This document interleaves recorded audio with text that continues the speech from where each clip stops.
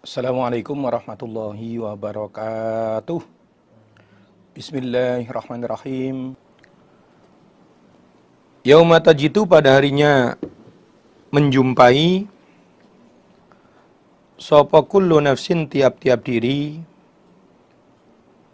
ma pada apa-apa, amilat yang telah mengamalkan siapa kullu nafas, bayanima min khairin, dari kebaikan, muhdoron, dengan didatangkan.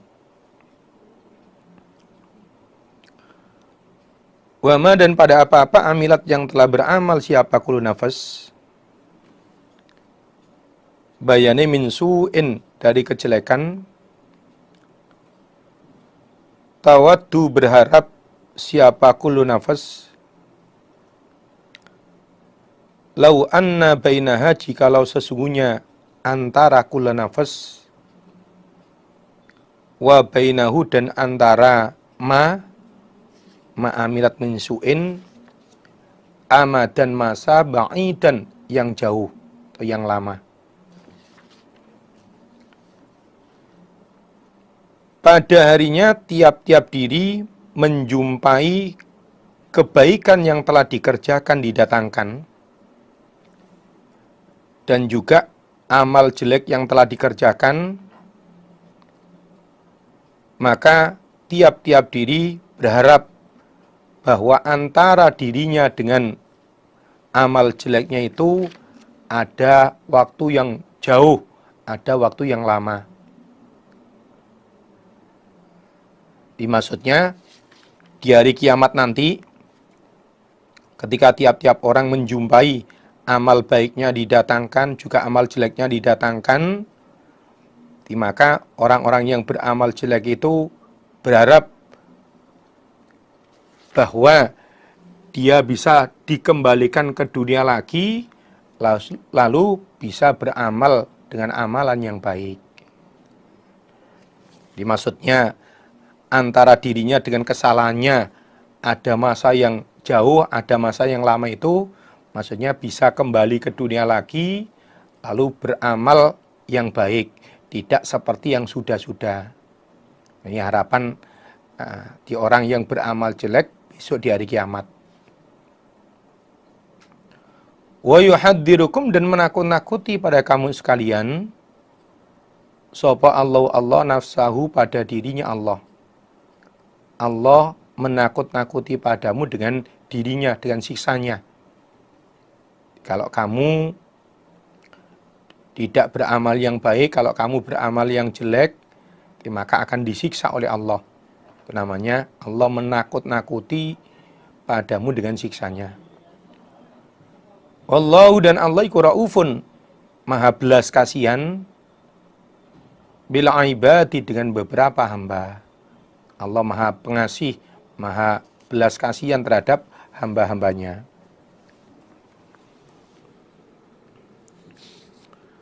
Qul, katakanlah wahai Muhammad,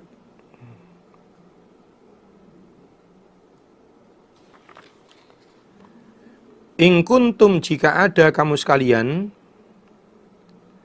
iku tuhibbuna, senang kamu sekalian, Allah, pada Allah, fattabi'uni, maka mengikutilah kamu sekalian, ni, padaku Nabi Muhammad. Kalau kamu mau mengikuti aku, yuhibbukum, maka akan mencintai pada kalian, maka akan senang pada kalian, sapa Allahu, Allah. Wa yaghfir, dan akan mengampuni sapa Allah, lakum, pada kamu sekalian, dunubakum, pada beberapa dosa kamu sekalian. Muhammad, katakan pada orang-orang iman, jika kalian cinta kepada Allah, maka ikutilah saya. Cinta Allah, prakteknya mau menerima, mau menetapi Al-Quran. Jadi kalau kamu mau menerima Al-Quran, mau menetapi Al-Quran, maka juga tetapilah Al-Hadith. Jika kalian mau mengikuti aku, maka Allah akan mencintai kalian. dan Allah akan mengampuni dosa-dosa kamu sekalian. Di hasilnya, kalau kita mau mengikuti pada Nabi, kalau kita mau menetapi Quran hadis, yang pertama Allah akan mencintai pada kita, yang kedua Allah akan mengampuni dosa-dosa kita. Ini termasuk dasar dalil bahwa kita selain berpedoman pada Al-Quran, juga berpedoman pada Al-Hadis. Selain kita mau menerima Al-Quran sebagai dasar hukum, kita juga harus mau menerima Al-Hadis sebagai dasar hukum. Wallahu adapun Allah iku ghafurun maha pengampun, rahimun lagi penyayang. Terhadap orang-orang iman, terhadap orang-orang yang mau bertobat, Allah mengampuni lagi menyayangi. Kalau dalam surat Al-Ahzab Allah berfirman, wa kanallahu bil mu'minina rahima. Allah itu menyayangi terhadap orang-orang iman. Di sifat rahimnya Allah terhadap orang iman itu tidak diberikan pada orang-orang yang lain. Jadi kalau Rahman itu untuk semua makhluk, baik orang itu iman ataupun tidak. Kalau Rahim itu sifat Allah khusus, penyayangnya Allah khusus terhadap orang-orang iman. Qul katakanlah wahai Muhammad, ati'u ta'atlah kalian Allah pada Allah, war rasulah dan pada utusan. Muhammad katakan, ya orang iman kamu semua supaya taat Allah dan Rasulnya. Di praktiknya kalau sekarang taat Allah Rasul itu mau menetapi Quran hadis, mau menerima Al-Quran dan Al-Hadid. Fa in tawallau, maka jika berpaling mereka, berpaling di sini nggak mau taat Allah Rasul, nggak mau menerima Quran Hadid. Fa innallaha, maka sesungguhnya Allah iku la yuhibbu, tidak senang siapa Allah, al-kafirina, pada orang-orang yang kufur. Jika kalian berpaling, jika mereka berpaling, diajak untuk taat Allah dan Rasul kok tidak mau, diajak netapi Quran hadis nggak mau, maka sesungguhnya Allah tidak mencintai pada orang-orang yang kufur. Ya, artinya kalau orang itu nggak mau taat Allah Rasul, nggak mau menetapi Quran hadis, berarti hukumnya orang itu kufur. Maka kita sebagai orang iman, sebagai orang Islam, di selain harus mau menerima Al-Quran sebagai dasar hukum, juga harus mau menerima Al-Hadith sebagai dasar hukum kita. Kalau kita sudah berpedoman pada Quran Hadith, jaminan dari Rasulullah SAW, taraktu fikum amrain lan tadillu ma tamassaktum bima kitabillahi wa sunnati Nabi SAW. Aku Nabi telah meninggalkan di kalangan kamu sekalian orang iman dua perkara. Kalian tidak akan tersesat selama berpedoman dua perkara itu. Dirupani kitabillah Al-Quran wa sunnati Nabi dan hadits. Oleh karena itu, kita sebagai orang iman, sebagai orang Islam, tidak bosan-bosannya selalu mengkaji pada Quran hadits. Karena Al-Quran dan Al-Hadits itu bahasa Arab, sementara kita orang Indonesia, orang Jawa, orang Sumatera, orang Kalimantan, agar kita bisa mengamalkan isinya Quran Hadits, ya harus kita kaji seperti ini. Termasuk kita maknai dalam bahasa kita, kemudian diartikan sampai kita faham. Innallaha, sesungguhnya Allah iku istafa, telah memilih sapa Allah Adama, pada Nabi Adam, wa Nuhan, dan pada Nabi Nuh. Kalau Nabi Adam itu awalnya manusia, Abul Bashar. Kalau Nabi Nuh itu awalul mursalin, awalnya orang yang diutus oleh Allah. Wa ala Ibrahim, dan pada keluarganya Nabi Ibrahim. Maksudnya di sini adalah Nabi Muhammad Rasulullah Sallallahu Alaihi Wasallam. Wa ala Imran, dan pada keluarganya Imran. Maksudnya Nabi Isa. Oleh Allah dipilih alal alamina, mengalahkan orang sealam. Alal alamina, mengalahkan alam semesta.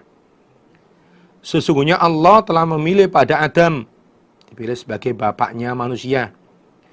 Dan Allah juga memilih pada Nabi Nuh, jadi awalnya Rasul. Dan Allah juga memilih pada keluarganya Nabi Ibrahim, maksudnya Nabi Muhammad Rasulullah SAW.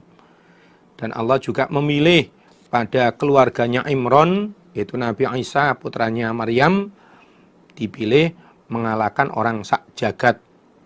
Dijadikan Rasul, dijadikan Nabi oleh Allah. Dipilih mengalahkan orang sealam itu maksudnya dijadikan Rasul, dijadikan seorang Nabi.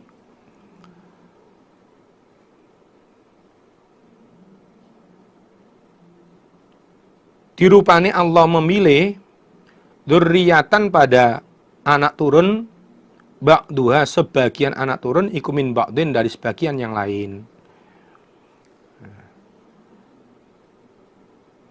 Dirupani Allah memilih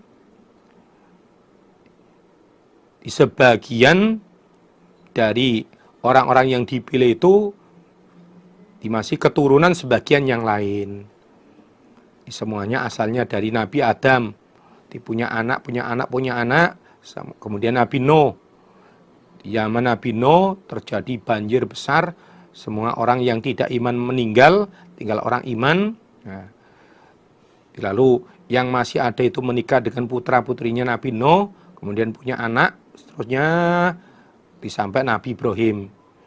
Nah, kemudian keluarganya Imran juga begitu. Wallahu adapun Allah iku sami'un maha mendengar, alimun lagi maha mengetahui. Idqalat ceritakan Muhammad ketika berkata, sopo imra'atu Imrana, istrinya Imran, namanya Hanna bintu Fakud.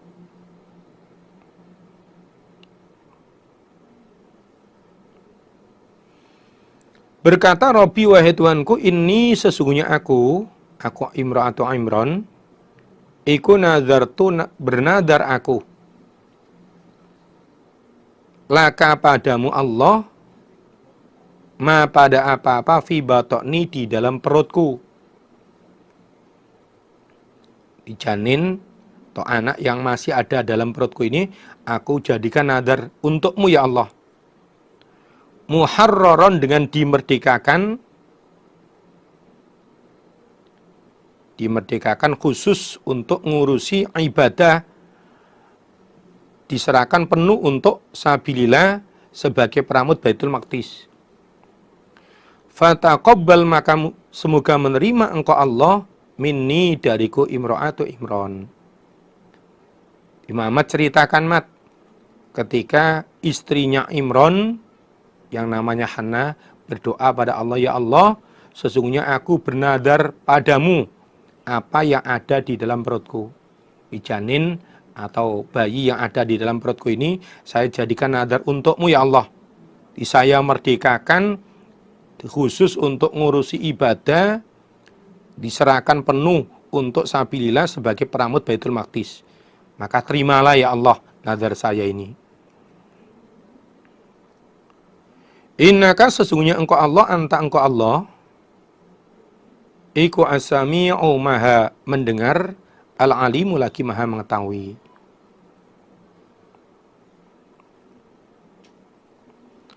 Falamma wadu'atha, maka ketika telah melahirkan sapa imra'atu Imran, ha pada ma fi batokni,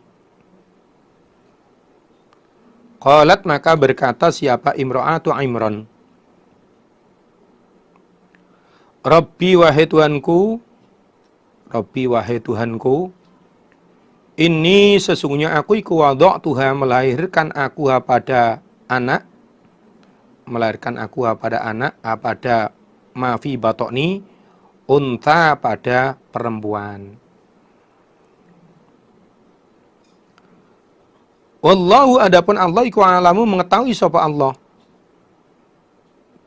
Bima dengan apa-apa wadu'at yang telah melahirkan siapa imra'atu Imran. Walaysa dan tidak ada sapa adzakaru laki-laki iku kal unta sebagaimana perempuan. Ini kata-kata sisipan atau namanya jumlah mu'taridah, kalimat sisipan. Wallahu a'lamu bima wada'at wa laysa dzakaru kal unta.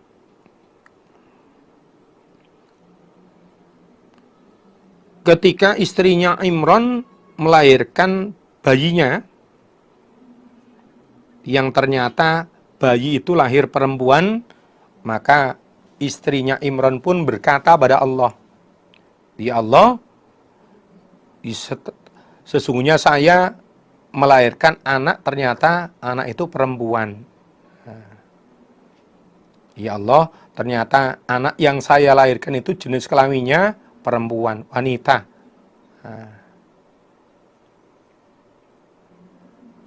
Sebenarnya Allah tahu terhadap apa yang dilahirkan oleh istrinya Imran itu. Dan memang laki-laki itu tidak sama dengan perempuan. Jadi maksudnya, kalau umumnya anak yang dijadikan nazar sebagai peramut Baitul Maqdis itu umumnya laki-laki.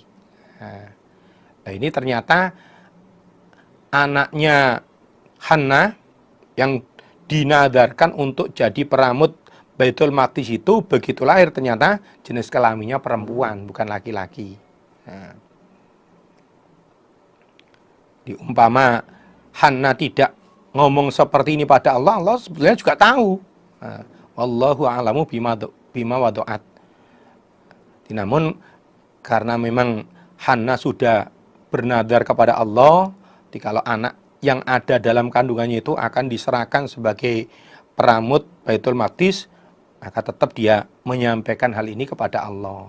Ya Allah, ternyata setelah saya melahirkan anak saya itu perempuan, ya Allah, bukan laki-laki.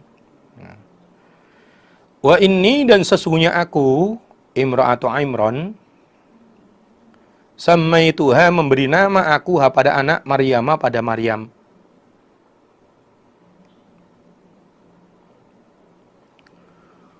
Wa inni, dan sesungguhnya aku, Imra'atu Imran, u'iduha, minta perlindungan aku,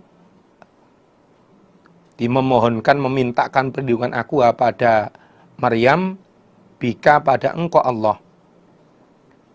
Wa dzurriyyataha, dan pada anak turunnya Maryam, aku mintakan perlindungan minasyaitoni, dari setan ar-rajimi, yang diranjam.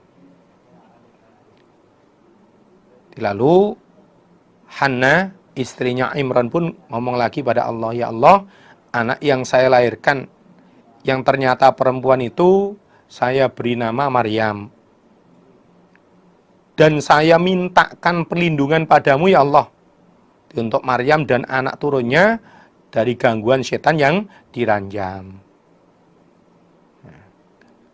Doanya Hannah ini dikabulkan oleh Allah. Di saat Maryam terlahir, tidak diganggu oleh setan. Begitu pula saat Maryam punya anak, Nabi Isa juga tidak diganggu oleh setan. Dijelaskan di dalam hadis Bukhari, "Ma min mauludin yulatu illa wasyaitanu yamassuhu hina yulatu fayastahillu sorikhan min massi syaitani iyah illa Maryama wa benaha." Tidak ada anak yang lahir kecuali mesti disentuh oleh setan saat lahir. Kemudian anak itu menangis dengan keras karena disentuh, disenggol oleh setan, kecuali Maryam dan anak laki-lakinya. Ini termasuk terkabulnya doanya Hannah, istrinya Imran itu. Pada waktu Maryam lahir tidak disentuh oleh setan, begitu pula saat Maryam punya anak juga anaknya tidak disentuh oleh setan. Jadi ketika ada seorang bayi, ada bayi yang lahir kemudian menangis, itu bukan karena pangling sama bapaknya, tidak, dia karena disenggol, disentuh oleh setan sehingga menangis itu.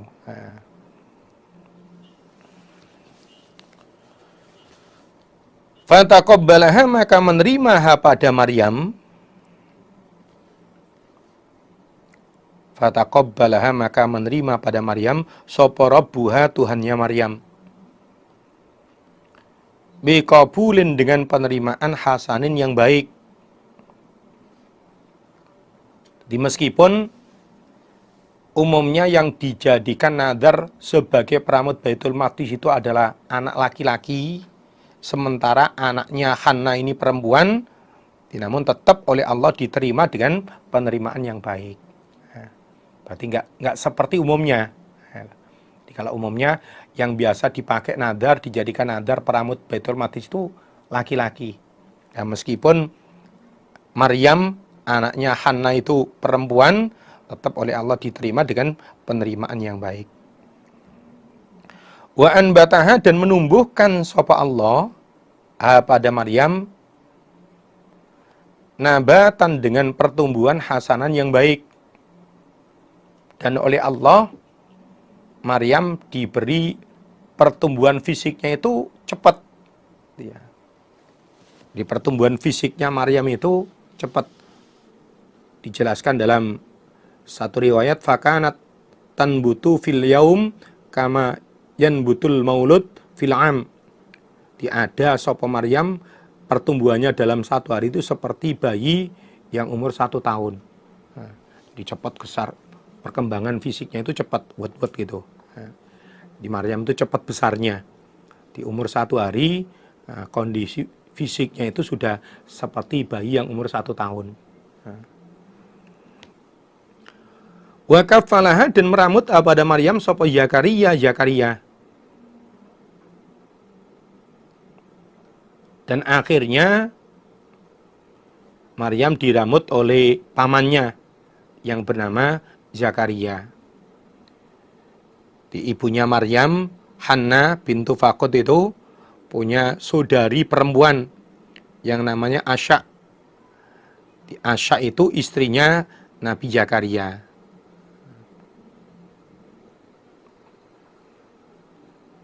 Berarti Nabi Zakaria itu pamannya. Nah, di pamannya Maryam. Dan akhirnya Maryam diramut oleh Zakaria.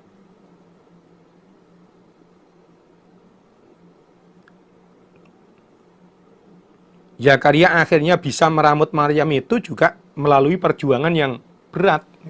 Jadi tidak begitu saja langsung diramut oleh Zakaria. Diceritakan dalam ayat berikutnya nanti, untuk bisa menjadi peramutnya Maryam, Zakaria harus mengikuti perlombaan sayembara. Barang siapa yang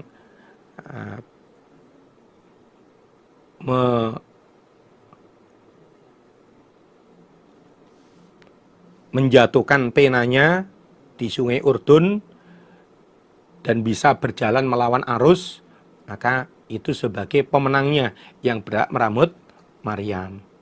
Dan waktu itu di antara sekian banyak orang yang ikut perlombaan untuk menjadi peramut Maryam, ternyata penanya Zakaria yang bisa berjalan melawan arus itu. Kemudian akhirnya Zakaria lah yang berhak menjadi peramutnya Maryam. Kullama dakhala, ketika masuk alaiha atas Maryam sapa Zakaria masuk al-mihrab pada panggung, di panggung tempat tinggalnya Maryam. Wajada, maka menjumpai sapa Zakaria indaha, di sisinya Maryam, rizqan, pada rizki. Rizki di sini maksudnya buah-buahan yang tidak musimnya. Di buah-buahan yang bukan musimnya. Contohnya sekarang musim durian. Nah, ini buah yang ada di sampingnya Maryam itu bukan buah durian, buah duku atau apa yang saat itu nggak musimnya. Nah, di suatu saat ketika Nabi Zakaria memasuki panggung yang ditempati Maryam, Nabi Zakaria menjumpai di situ ada buah-buahan yang tidak musimnya. Qala, berkata sapa Zakaria, karena di tempat Maryam ada buah yang tidak musimnya, sementara Maryam nggak pernah pergi kemana-mana, sehingga hal itu mengundang pertanyaan Zakaria. Lalu Zakaria pun bertanya, qala berkata sapa Zakaria, ya Maryamu, wahai Maryam, anna bagaimana, dari mana laki bagimu apa ada ini rizki. Begitu mendapati di panggungnya, di kamarnya Maryam ada buah-buahan yang tidak musim, padahal Maryam nggak pernah pergi kemana-mana, maka Zakaria pun bertanya, hei Maryam, kamu mendapatkan buah ini dari mana? Dari siapa? Nah, kok ada buah yang tidak musimnya ini? Qalat menjawab siapa Maryam? Wa adapun rizki iku min indillah, dari sisi Allah. Kemudian oleh Maryam dijawab, paman, diketahuilah bahwa buah ini berasal dari sisi Allah. Ini rizki dari Allah ini paman. Inna Allah sunya Allah iku yarzuku, memberi rizki sapa Allah. Inna Allah sesungguhnya Allah yarzuku, memberi rizki sapa Allah. Man pada orang yasha'u, yang mengendaki sapa Allah, bi ghairi hisabin, dengan tanpa hisapan, tanpa hitungan. Allah memberi rizki tanpa hisapan, tanpa hitungan kepada orang-orang yang Allah kehendaki. Termasuk Maryam. Meskipun saat itu Maryam nggak pergi kemana-mana, namun dengan rizki dari Allah, Maryam bisa mendapatkan buah-buahan yang saat itu tidak musimnya. Ini kan betul-betul di luar perhitungan itu. Nah, termasuk bukti bahwa Allah memberikan rizki tanpa hitungan kepada orang yang Allah kehendaki. Meskipun secara akal nggak mungkin ada buah itu, apalagi saat itu Maryam juga nggak pergi kemana-mana, kok tiba-tiba di kamarnya ada buah seperti itu, kan hal yang aneh itu. Namun kata Maryam, ini adalah rizki dari Allah. Allah memberikan rizki tanpa hitungan kepada orang yang Allah kehendaki. Hunalika, di situ, di panggung itu, da'a, berdoa sapa Zakaria, Nabi Zakaria, Rabbahu, pada Tuhannya Zakaria. Di situ, di panggung itu, Nabi Zakaria berdoa kepada Allah. Prakteknya mengerjakan sholat malam. Dalam doanya qala berkata sapa Nabi Zakaria, berdoa sapa Nabi Zakaria, Rabbi, wahai Tuhanku, haba, semoga memberi engkau, li, kepadaku, milladunka, dari sisi engkau Allah, semoga memberi dzurriyyatan, pada anak turun, thayyibatan, yang baik. Di panggung itu Nabi Zakaria berdoa kepada Allah. Nabi Zakaria itu punya sebuah kamar, sebuah panggung yang biasa digunakan untuk sholat malam, untuk berdoa dan sholat malam. Pada saat itu, di waktu sholat malam, Nabi Zakaria berdoa kepada Allah, ya Allah, berikanlah saya anak turun yang baik dari sisimu. Karena waktu itu Nabi Zakaria belum punya anak, ya. Karena sudah lama nggak punya anak, sehingga waktu sholat malam Nabi Zakaria berdoa seperti ini, ya Allah, berikanlah untukku seorang anak turun, diberikanlah untukku, berikanlah kepadaku anak turun yang baik dari sisimu, ya Allah. Innaka, sungguhnya engkau Allah, iku sami'ud du'a, maha mendengar doa. Innaka, sungguhnya engkau Allah, iku sami'ud du'ai, dat yang mendengar beberapa doa. Fanadatu, maka memanggil pada Zakaria sopo al malaikatu, malaikat Jibril.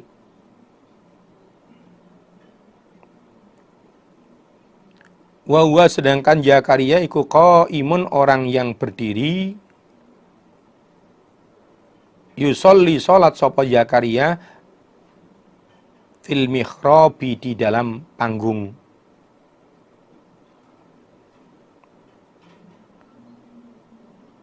Oleh malaikat Jibril diberitahu, annallaha, sesungguhnya Allah,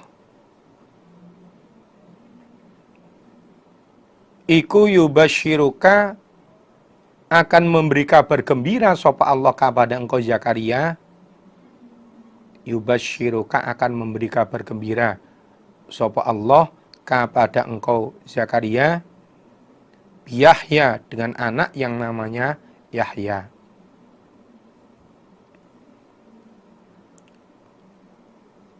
Musaddiqan dengan membenarkan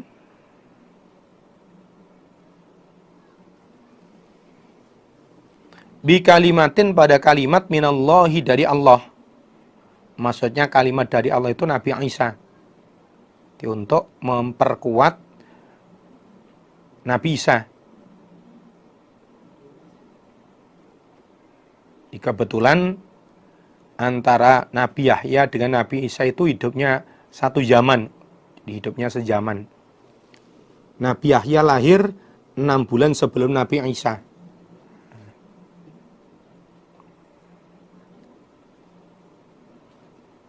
Wa sayyidan dan menjadi pemimpin, wa hasuron dan tidak menikah.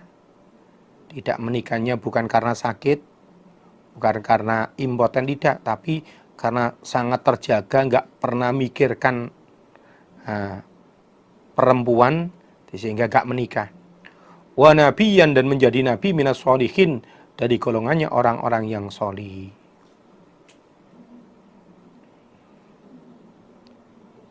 Di ketika Nabi Zakaria berdiri sholat di panggungnya, di sholat malam di panggungnya, kemudian dipanggil oleh malaikat Jibril. Diberitahu, Zakaria, sesungguhnya Allah akan memberi kabar gembira padamu bahwa kamu akan punya anak yang namanya Yahya. Yang mana Yahya itu akan membenarkan pada Isa, memperkuat pada Isa. Membenarkan kalimat dari Allah artinya membenarkan, memperkuat perjuangannya Nabi Isa. Selain itu, Yahya juga akan menjadi seorang pemimpin. Dia tidak menikah. Tidak menikahnya bukan karena sakit atau impoten, tidak. Tapi tidak menikahnya karena saking terjaganya, nggak pernah mikirkan pelanggaran, nggak pernah mikir perempuan. Dan juga menjadi nabi tergolong orang-orang yang sholih. Tadi di depan sudah saya jelaskan bahwa Nabi Yahya dengan Nabi Isa itu hidupnya sejaman. Nabi Yahya lahir 6 bulan sebelum Nabi Isa. Setelah diberitahu oleh malaikat Jibril seperti itu, qala berkata sapa Zakaria, Rabbi wahai Tuhanku, anna bagaimana yakunu akan ada li bagiku Zakaria sapa gulamun seorang anak. Wa qad balagoni dan sungguh telah sampai padaku apa al-kibaru masa tua. Karena saat itu Nabi Zakaria umurnya sudah 120 tahun. Wa mraati adapun istriku iku akhirun perempuan yang mandul. Selain mandul juga keadaannya sudah tua. Di saat itu istrinya Nabi Zakaria umurnya sudah 98 tahun. Mendengar dari malaikat Jibril bahwa akan memiliki seorang anak yang bernama Yahya, maka Nabi Zakaria pun berkata, Ya Allah, bagaimana mungkin saya akan punya seorang anak? Sementara saya ini sudah tua, umurnya sudah 120 tahun. Dan istri saya juga keadaannya mandul. Selain tua, juga mandul, umurnya sudah 98 tahun. Nah kok sekarang dikasih tahu kalau saya mau punya anak itu, kira-kira apa ya mungkin ya Allah? Inilah termasuk manusia itu, minta-minta sendiri. Nah, setelah mau dikabulkan, bingung-bingung sendiri. Nah, Ya, tadi di ayat sebelumnya kan dijelaskan bahwa Nabi Zakaria berdoa pada Allah karena lama nggak punya anak, berdoa minta diberi anak. Setelah dijawab doanya, malah tanya, bagaimana mungkin saya akan punya anak? Saya sudah tua, istri saya juga tua dan mandul. Qala berkata sopo malaikat, atau qala berfirman sopo Allah juga bisa. Atau qala berkata malaikat. Kadzalika demikian itu Allahu Allah. Qala berkata sopo malaikat Jibril, kadzalika ai al-amru kadzalika. Di adapun perkara itu seperti itu. Di al-amru adapun perkara itu kadzalika demikian itu. Allahu adapun Allah iku yaf'alu akan mengerjakan sapa Allah ma pada apa-apa yasha'u yang menghendaki sapa Allah. Kemudian oleh malaikat Jibril dijawab, begitulah perkara. Allah akan mengerjakan apa yang Allah kehendaki. Jadi meskipun secara akal nggak mungkin, orang sudah kakek-kakek, sudah nenek-nenek kok punya anak, secara akal nggak mungkin. Namun kalau Allah mengendaki, ya tetap bisa. Nah, ini contohnya ini. Contohnya Nabi Zakaria punya anak ketika sudah berumur 120 tahun dan istrinya juga umur 90 tahun. Qala berkata sapa Zakaria, Rabbi wahai Tuhanku ij'al menjadikanlah engkau li untukku ayatan pada tanda. Setelah dijawab oleh malaikat Jibril seperti itu, bahwa kalau Allah sudah mengendaki maka tidak ada yang nggak mungkin. Kemudian Nabi Zakaria pun berkata lagi, ya Allah, jika memang saya betul-betul akan punya anak, maka beri tanda untuk saya. Ya apa tandanya kalau nanti saya akan punya anak? Qala berfirman sapa Allah, ayatuka adapun tanda engkau Zakaria, tandamu kalau mau punya anak,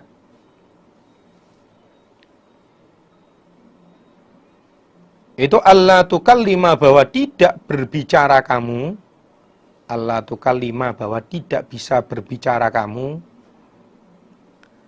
annasa pada manusia, talatata ayyamin di dalam 3 hari. Talatata ayyamin dalam 3 hari.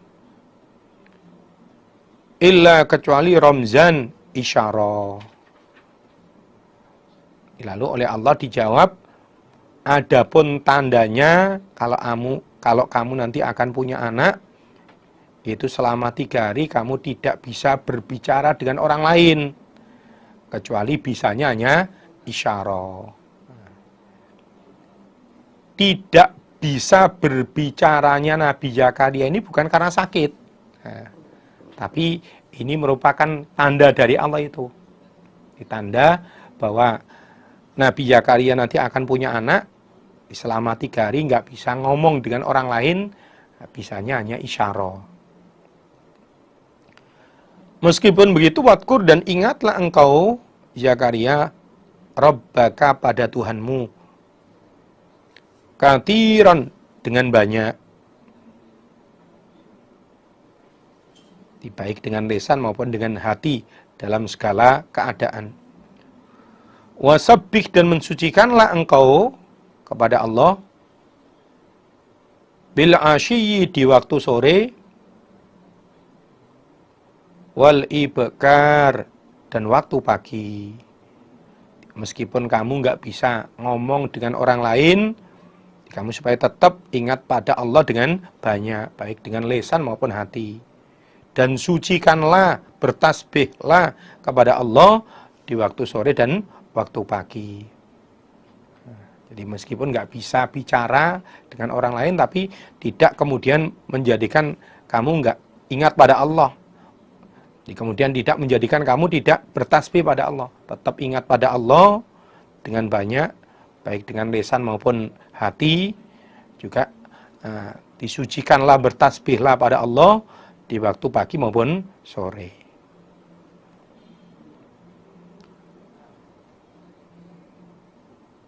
Wa id qalat, dan ceritakan Muhammad ketika berkata sapa al malaikatu, malaikat. Iwadkur id qalat, dan ceritakan Muhammad ketika berkata sapa al malaikatu, malaikat. Malaikat Jibril. Ya Maryamu, hai Maryam, innallaha, sesungguhnya Allah, iku istofaki, telah memilih sapa Allah ki padamu. Istofaki, telah memilih sapa Allah ki padamu. Wa tahharaki, dan telah mensucikan sapa Allah ki padamu.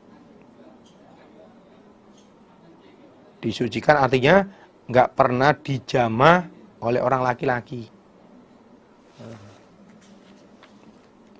Wastafaki, dan telah memilih sapa Allah ki pada engkau Maryam,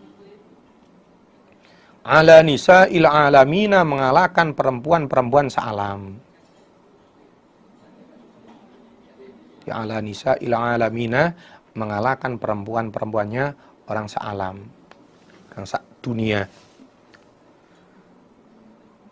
Ceritakan Muhammad ketika malaikat Jibril berkata pada Maryam, Maryam, sesungguhnya Allah telah memilihmu. Allah telah mensucikanmu. Tidak pernah dijamah, tidak pernah disentuh oleh orang laki-laki. Dan Allah juga memilih kamu mengalahkan perempuan-perempuan alam yang lain. Dipilih oleh Allah, mengalahkan perempuan-perempuan jagat saat itu. Dalam sebuah riwayat hadis diterangkan, an Anasi bin Malik anna Rasulullah sallallahu alaihi wasallam qala khairun nisa'il alamina arba'un. Dikata Nabi, sebaik-baik perempuan dunia itu ada 4. Yang pertama Maryamu bintu Imran. Yang pertama Maryam, anak perempuannya Imran. Yang kedua wa Asyatu mar'atu Fir'aun. Yang kedua adalah Asia, istrinya Fir'aun. Yang ketiga wa Khadijatu bintu Khuwailid. Khadijah, anak perempuannya Khuwailid, istrinya Rasulullah sallallahu alaihi wasallam. Dan yang keempat wa Fatimatu bintu Rasulillah sallallahu alaihi wasallam, dan Fatimah putrinya Nabi. Ini 4 perempuan terbaik di dunia pada masing-masing zamannya itu. Termasuk salah satunya adalah Maryam, seperti yang disebutkan di ayat ini. Di bawah Allah telah memilih Maryam mengalahkan perempuan jagat yang lain, di perempuan jagat zaman itu. Ya Maryamu, wahai Maryam, uqnuti, mengikutilah kamu. Uqnuti, tunduklah kamu, li rabbiki, kepada Tuhanmu. Wasjudi, dan sujudlah kamu. Warka'i, dan rukuklah kamu, ma'ar raqi'ina, bersama orang-orang yang rukuk. Lalu Allah perintah pada Maryam, ya Maryam, tunduklah kamu pada Tuhanmu. Tunduklah pada Allah. Dan sujudlah, rukuklah bersama orang-orang yang rukuk. Ibadahlah kepada Allah. Sholatlah. Dzalika, adapun demikian itu cerita di atas, cerita tentang Nabi Zakaria, sampai akhirnya punya anak yang namanya Yahya setelah lama nggak punya anak. Kemudian Hanna, imra'atu Imran, punya anak Maryam. Lalu Maryam kemudian nanti punya anak yang namanya Nabi Isa. Iku min anba'il ghaibi, dari beberapa cerita ghaib. Min anba'il ghaibi, dari beberapa cerita yang samar, yang ghaib. Nuhihi, memberi wahyu kami Allah pada anba'il ghaib, ilaika, pada engkau Muhammad. Cerita tentang Nabi Zakaria, tentang Maryam yang disebutkan di ayat sebelum ini, Itu adalah termasuk cerita-cerita gaib yang kami wahyukan kepadamu Muhammad. Jadi artinya sebenarnya saat kejadian cerita itu, di saat kejadiannya terjadi, Nabi Muhammad itu nggak tahu. Nabi Muhammad belum ada. Namun Nabi Muhammad bisa menceritakan itu. Karena diberi wahyu oleh Allah. Wa ma kunta, dan tidak ada engkau Muhammad, iku ladaihim, di sisi mereka. Id yulquna, ketika menjatuhkan mereka, aqlamahum, pada beberapa pena mereka. Aqlamahum, pada beberapa pena mereka. Untuk menentukan ayyuhum, manakah mereka, siapakah mereka, yakfulu, yang meramut, siapa ayu, Maryam, pada Maryam. Dicerita tentang Maryam dan Nabi Zakaria di atas dikatakan cerita gaib, karena di saat mereka menjatuhkan penanya ke sungai Urdun untuk menentukan siapa yang berhak meramut Maryam, kamu tidak di situ Muhammad. Kamu nggak ngerti sebetulnya kejadian itu. Nah, jadi dikatakan cerita tentang Maryam, tentang Nabi Zakaria di atas dikatakan cerita gaib, disebab di saat orang-orang menjatuhkan penanya ke sungai Urdun untuk menentukan siapa yang berhak meramut Maryam, pada waktu itu kamu Muhammad tidak berada di samping mereka. Namun kamu bisa cerita karena diberi wahyu oleh Allah. Wa ma kunta, dan tidak ada engkau Muhammad,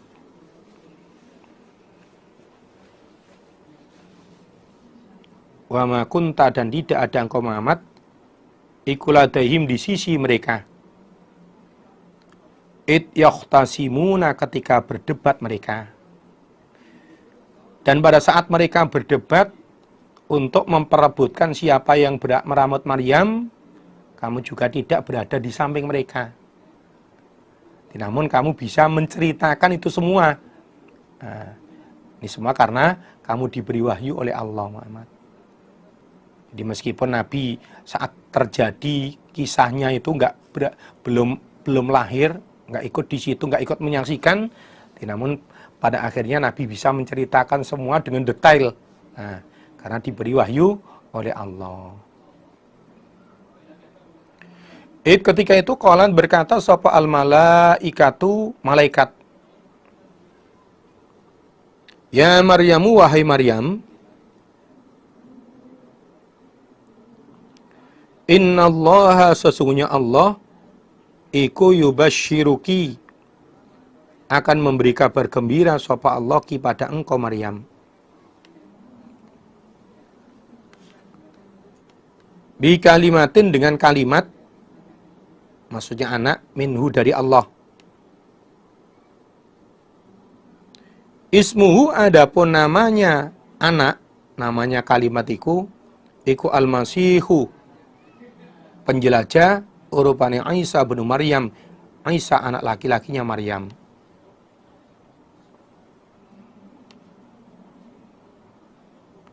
Ismuhu, adapun namanya kalimat, namanya anak, iku al-masihu, penjelajah. Masih itu namanya, dimaknanya penjelajah. Rupanya Isa bin Maryam, Isa anak laki-lakinya Maryam. Wajihan, dengan mempunyai keagungan,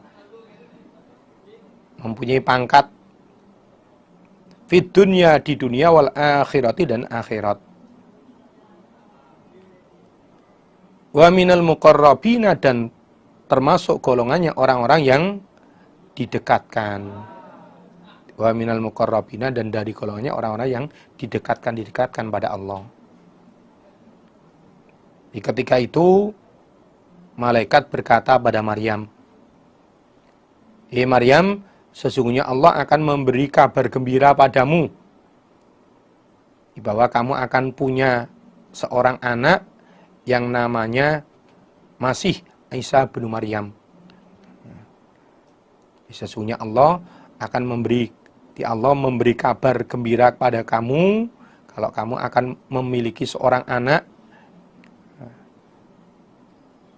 yang namanya Isa bin Maryam. Yang anak itu dia mempunyai keagungan di dunia dan akhirat. Dia mempunyai pangkat menjadi seorang nabi dan juga termasuk golongannya orang-orang yang didekatkan pada Allah, punya kedudukan, punya pangkat di sisi Allah. Jadi menjadi nabi, menjadi orang yang dekat dengan Allah. Wa yukallimu, dan berbicara sapa Isa annasa, pada manusia, fil mahdi, di dalam ayunan, di dalam gendongan. Nabi Isa itu saat masih dalam gendongan, masih bayi, masih digendong, bisa berbicara dengan orang lain. Wa kahlan, dan setengah tua. Saat setengah tua diangkat oleh Allah ke langit.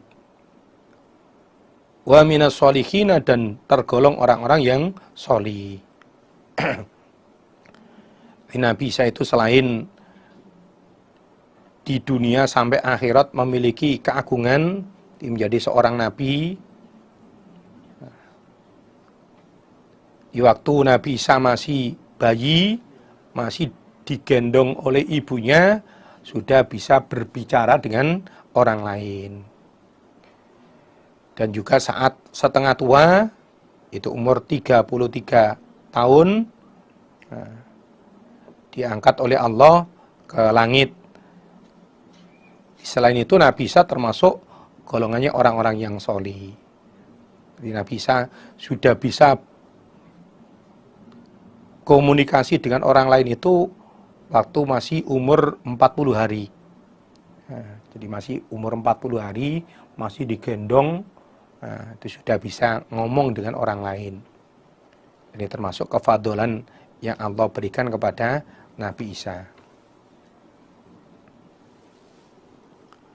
Dijelaskan di dalam sebuah riwayat hadis, an Abi Hurairah ta'anin Nabi sallallahu alaihi wasallam qol lam yatakallam fil mahdi illa thalathah. Jadi tidak berbicara saat masih dalam gendongan kecuali 3 orang. Jadi 3 orang ini meskipun masih bayi sudah bisa berbicara dengan orang lain. Yang pertama yaitu Aisyah, Nabi Isa. Yang kedua wasobiyun kana fi zamani Juret, seorang anak dalam ceritanya Juret. Di waktu Juret tempat ibadahnya dirobohkan oleh masyarakat sekitarnya karena dituduh zina. Kemudian Juret bertanya pada anak yang ibunya ngaku kalau berzina dengan Juret. Nah, anak itu masih kecil, begitu ditanya oleh Juret, anak itu bisa ngomong. Dan yang ketiga, wasobiyun akhor, dan ada anak lagi yang lain. Qalat, berkata siapa? Maryam. Rabbi, wahai Tuhanku, anna, bagaimana? Rabbi, wahai Tuhanku, anna, bagaimana? Yakunu, akan ada li bagiku Maryam sapa waladun, anak.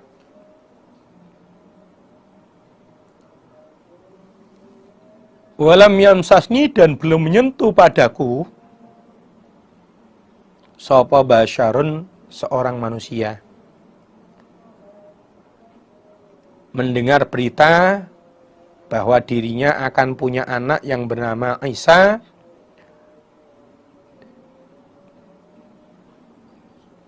yang memiliki pangkat kedudukan di dunia dan akhirat, bisa ngomong saat masih dalam ayunan, kemudian setengah tua diangkat ke langit.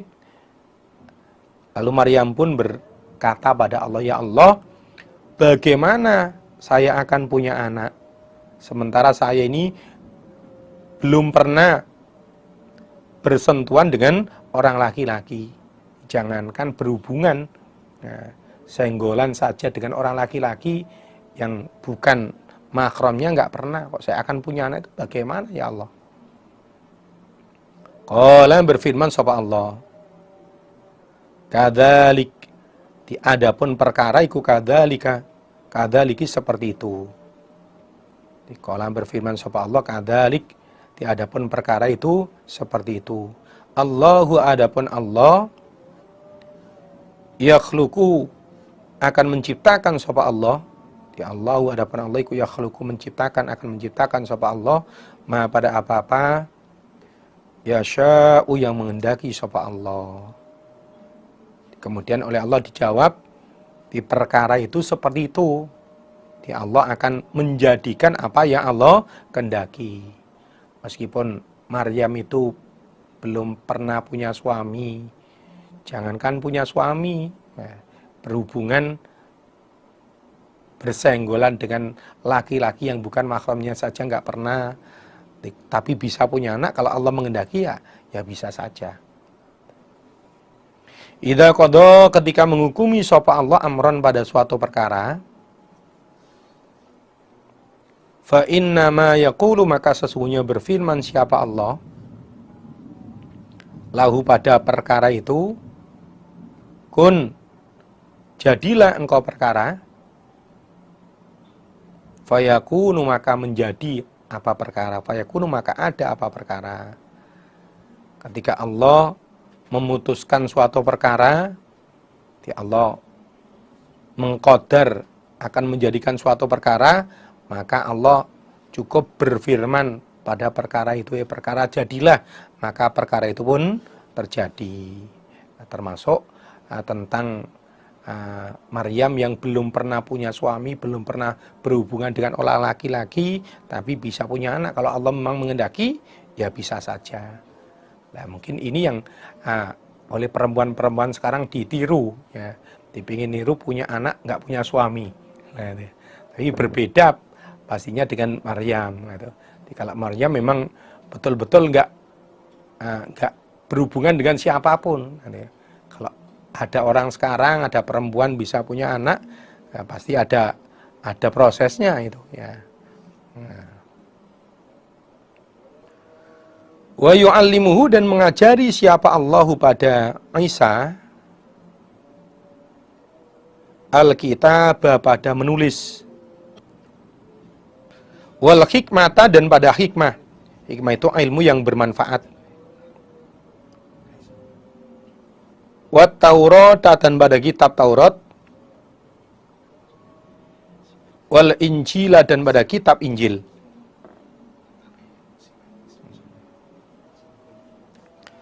Dan Allah mengajarkan kepada Nabi Isa tentang tulis-menulis.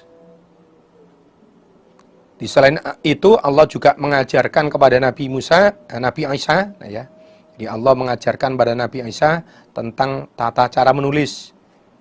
Di selain itu Allah juga mengajarkan hikmah, mengajarkan ilmu yang bermanfaat. Dan juga oleh Allah Nabi Isa diajari kitab Taurat dan juga kitab Injil. Wa rasulan dan menjadi utusan ila Bani Israel pada orang-orang Bani Israel. Di selain itu Nabi Isa oleh Allah juga dijadikan utusan untuk orang Bani Israel.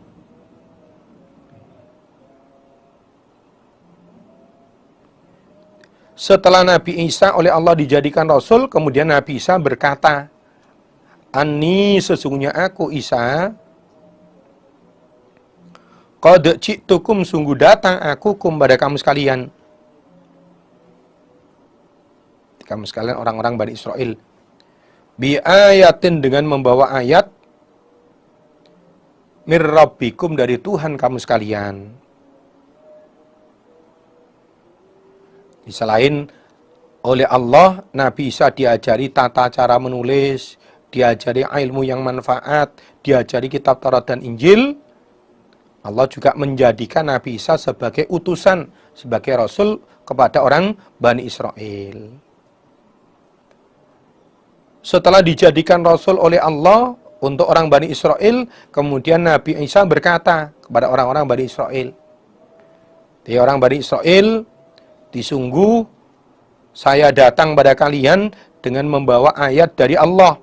Di ayat tentang kebenaran saya menjadi Rasul. Jadi saya datang pada kalian dengan membawa ayat dari Tuhan kalian. Bahwa ayat dari Allah yang menerangkan tentang kebenaran saya menjadi utusan Allah. Anni sesungguhnya aku Aisyah, iku akhluku membuat aku. Lakum untuk kamu sekalian orang Bani Israel, minatini dari tanah liat, kahai ati toiri sebagaimana keadaannya burung. Dia membuat patung burung, burung kelelawar. Fa'anfukhu maka meniup aku Isa fihi di dalam gambar burung, patung burung itu, fayakunu maka akan ada apa gambar burung itu, tayron terbang, biidnillah dengan izin Allah. Setelah diutus oleh Allah, dijadikan Rasul untuk Bani Israel, kemudian Nabi Isa berkata pada orang Bani Israel, di orang Bani Israel, saya datang pada kalian dengan membawa ayat dari Tuhanmu. Di ayat tentang kebenarannya saya menjadi utusan Allah. Dan saya juga membuat gambar burung untukmu dari tanah liat. Lalu gambar burung itu, patung burung itu akan saya tiup, kemudian patung burung itu akan bisa terbang dengan izin Allah. Nah, bisa seperti itu. Dibikin patung burung, patung kelelawar, lalu ditiup, kemudian betul-betul bisa terbang dengan izin Allah.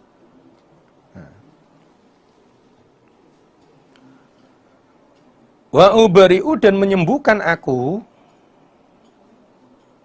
al-akmaha pada sakit asal, sakit bawaan sejak lahir. Wal abroso dan belang, disakit belang, kulitnya belang-belang. Wa uhi dan menghidupkan aku al-mauta pada orang mati.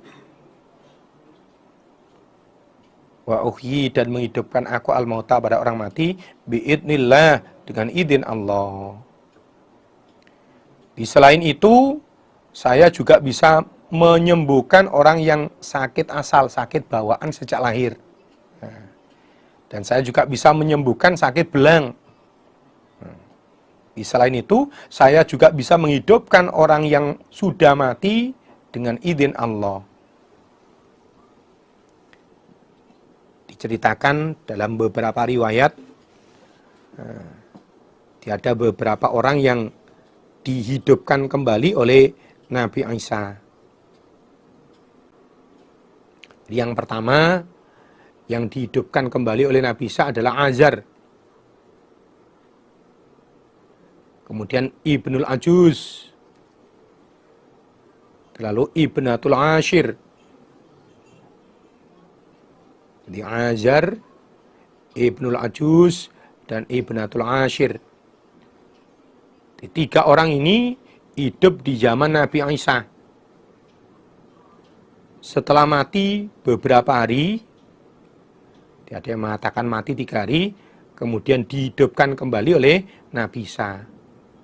Setelah hidup kembali, mereka hidup sampai punya anak, dan kemudian mati lagi. Terus bagian riwayat mengatakan seperti itu. Ada riwayat lain juga menerangkan di orang yang dihidupkan kembali oleh Nabi Isa, namanya Sam ibnu Nuh. Di Sam anak laki-lakinya Nabi Nuh. Ini pasti disesuai dengan namanya. Di putranya Nabi Nuh berarti hidupnya sudah lebih dulu daripada Nabi Isa. Di matinya sudah lama itu Sam bin Nuh itu. Kemudian dihidupkan kembali oleh Nabi Isa. Namun kemudian minta mati lagi karena sudah tua. Dan dia minta jangan sampai merasakan sakitnya sakaratul maut. Nah, jadi akhirnya oleh Nabi Isa didoakan dan dia mati lagi tanpa mengalami sakaratul maut. Itu termasuk 4 orang yang pernah dihidupkan kembali oleh Nabi Isa dari kematiannya. Adapun doanya Nabi Isa untuk menghidupkan orang mati itu, ada riwayat yang mengatakan Nabi Isa berdoa Bismillahirrahmanirrahim ya hayyu ya qayyum. Itu doanya Nabi Isa untuk menghidupkan orang-orang mati itu Bismillahirrahmanirrahim ya hayyu ya qayyum. Tapi nggak usah dicoba ya.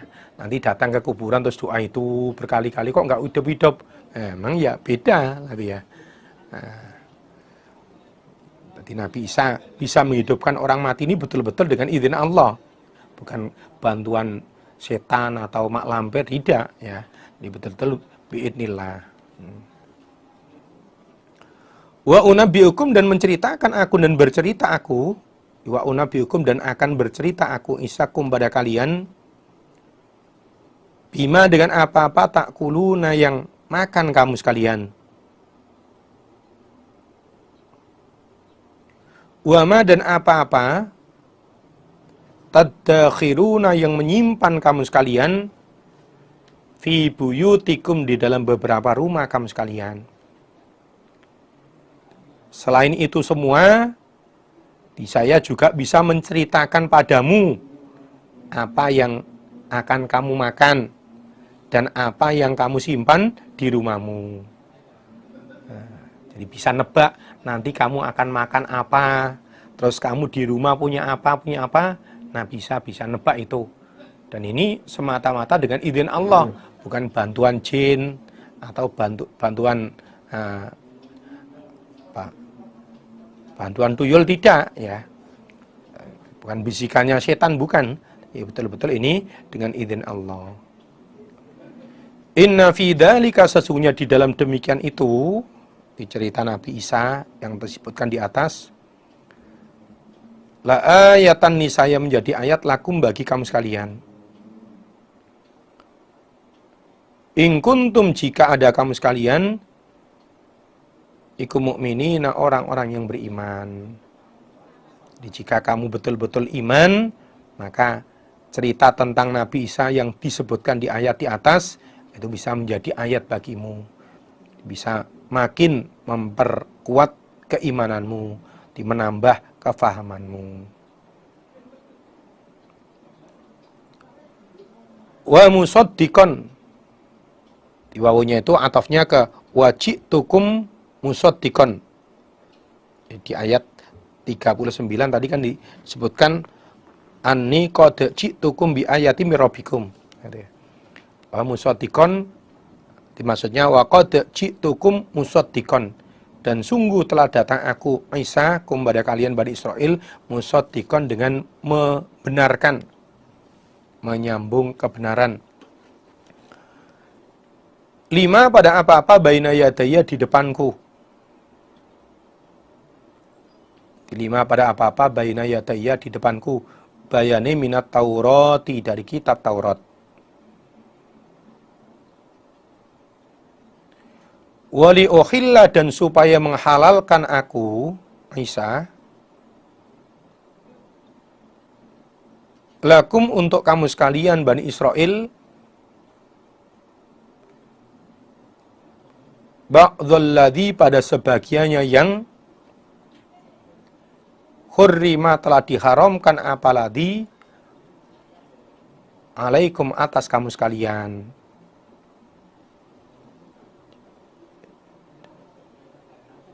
Dan aku datang pada kalian, orang Bani Israel, juga untuk menyambung kebenaran kitab Taurat yang ada di depanku. Wa musaddiqon lima baina yadayya minat Taurat. Dan kedatanganku pada kalian, orang Bani Israel, juga untuk menyambung kebenaran, meneruskan kebenarannya kitab Taurat yang ada di depanku. Di selain itu, kedatanganku pada kalian juga untuk menghalalkan sebagian sesuatu yang telah diharamkan untuk kamu sekalian. wali ukhilla lakum ba'dal ladzi hurrima 'alaikum. Di tujuan dan kedatanganku pada kamu sekalian orang Bani Israel juga untuk menghalalkan sebagian peraturan yang sudah diharamkan oleh Allah untuk kalian. Peraturan-peraturan yang haram, halal yang diharamkan, di sebagian dihalalkan dengan terutusnya Nabi Isa itu.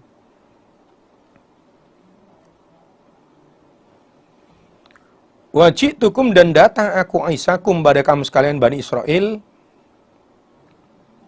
bi ayatin dengan membawa ayat mir rabbikum dari Tuhan kamu sekalian.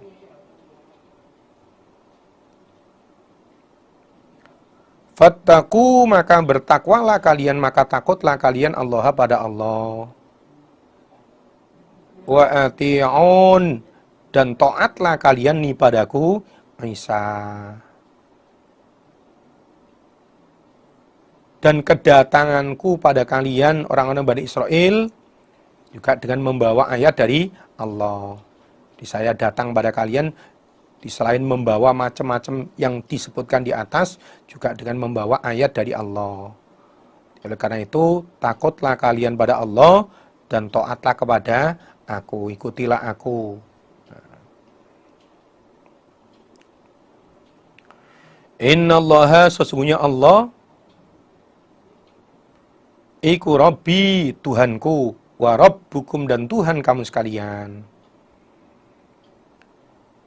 Fa'buduhu maka beribadahlah kalian, maka menyembahlah kalian kepada Allah. Sesungguhnya Allah itu Tuhanku dan juga Tuhan kalian, maka ibadahlah kepada Allah, sembahlah Allah. Adapun menyembah kepada Allah, ibadah pada Allah, iku siratun jalan agama mustaqimun yang benar yang lurus. Beribadah pada Allah itu merupakan jalan yang lurus, agama yang benar. Ini disampaikan oleh Nabi Isa kepada orang-orang Bani Israel. Falamma ahassa, maka ketika merasa siapa Isa, Nabi Isa, maka ketika mengetahui sapa Isa, Nabi Isa, minhum dari mereka Bani Israel, al-kufra pada kekufuran, qala maka berkata siapa Nabi Isa, man siapakah ansori penolongku, man siapakah ansori penolongku, ilallahi pada Allah.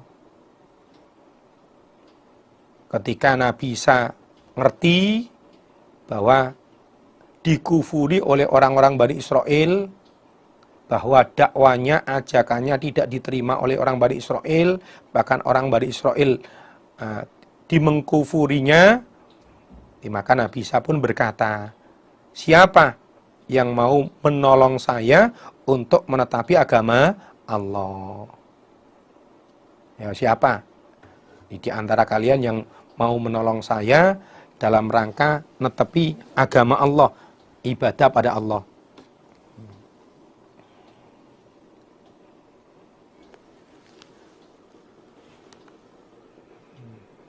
Itu diceritakan dalam sebuah riwayat.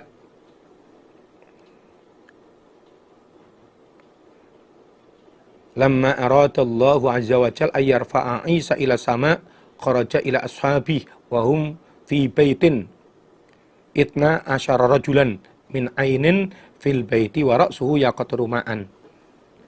Ketika Allah mengendaki mengangkat Nabi Isa ke langit, maka Nabi Isa keluar pada sahabat-sahabatnya. Di saat itu sahabat-sahabatnya berada di dalam sebuah rumah. Sahabatnya berjumlah 12 laki-laki. Nabi Isa keluar dari mata air di Baitul Maqdis. Dikeluar dalam keadaan rambutnya itu neteskan air. Faqala inna minkum man yakfuru bi itnatai asyrata marratan ba'da'an aminabi. Setelah keluar ke kepada sahabat-sahabatnya yang berjumlah 12 orang itu. Lalu Nabi Isa berkata, sesungguhnya sebagian dari kalian ada orang yang mengkufuri padaku sebanyak 12 kali setelah dia beriman padaku. Jadi di antara kalian itu ada yang setelah iman pada saya mengkufuri saya sebanyak 12 kali. Qala thumma qala ayyukum yulqa alaihi shibahi fayuqtalu makani wa yakunu ma'i fi darajati.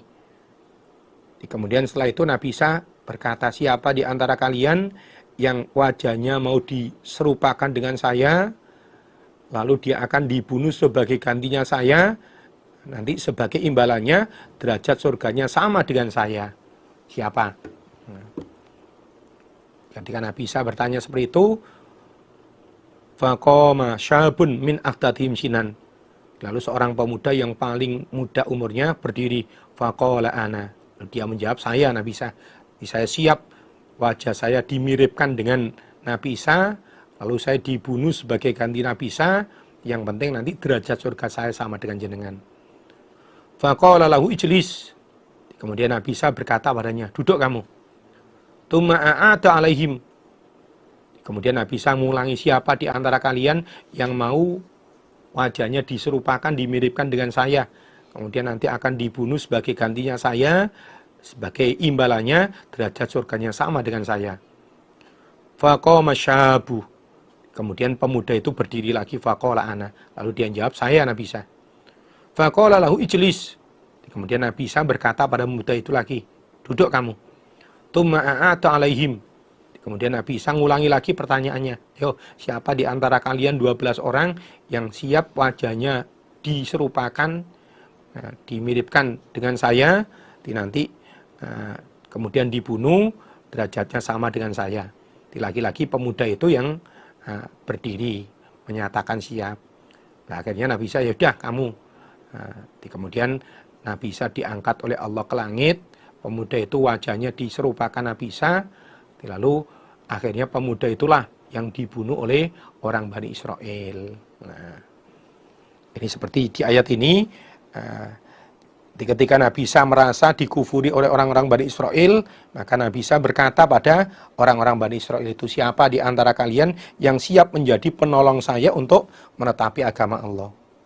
Qala berkata sapa al-hawariyuna, beberapa penolong di Talang Pati, nahnu kami ku ansarullah, penolong Allah. Amanna, beriman kami billahi pada Allah. Washhad, dan menyaksikanlah engkau, kau Nabi Isa, bi'anna, dengan sesungguhnya kami ku muslimuna, orang-orang yang Islam. Lalu 12 orang laki-laki itu pun menjawab, bahwa kami disiap untuk menjadi penolong agama Allah. Kami beriman pada Allah dan saksikanlah sesungguhnya kami adalah orang yang Islam. Di akhirnya 12 pemuda itu yang tetap setia kepada Nabi Musa, menolong pada Nabi Isa. Meskipun akhirnya satu di antara mereka yang kemudian dibunuh oleh orang Bani Israel karena wajahnya dimiripkan dengan Nabi Isa. Alhamdulillah, jazakumullahu khairah. Mudah-mudahan Allah paling manfaat dan barokah. Wassalamualaikum warahmatullahi wabarakatuh.